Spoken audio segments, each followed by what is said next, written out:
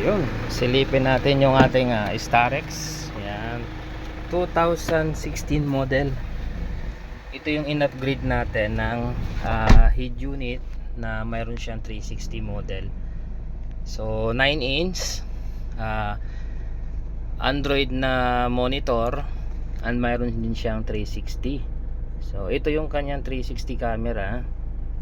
Ayan, no? Meron yung front, yan, rear, left, right, and then ito yung 3D nya. Ayan, nakikita yung buong paligid. Okay, so ang kagandahan din dito, sumasabay sa hazard. Ayan.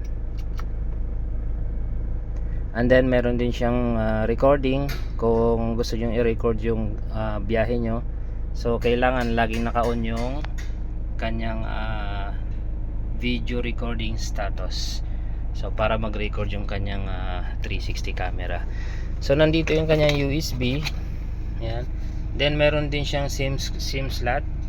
Pwede mo siyang lagyan ng SIM card for internet. Tapos ito yung kanyang mga extra USB.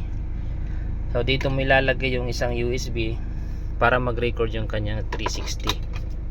So kailangan yung USB gawan kasi ito na yung pinakang dashcam natin, no?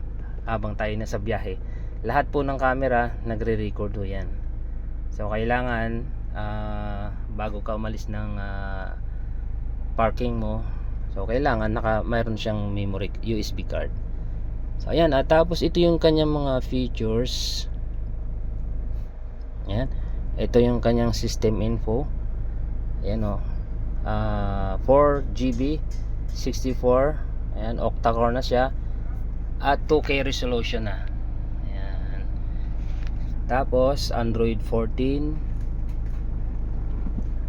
Okay, Android 14 na siya. Ito yung kanyang mga apps na supported din. Meron na rin siyang CarPlay. Ito sa mga kailangan lang to sa pang high-end na sasakyan ng kailangan ng canvas. Yan, meron siyang Google Map, may Play Store, may Waze, ito YouTube.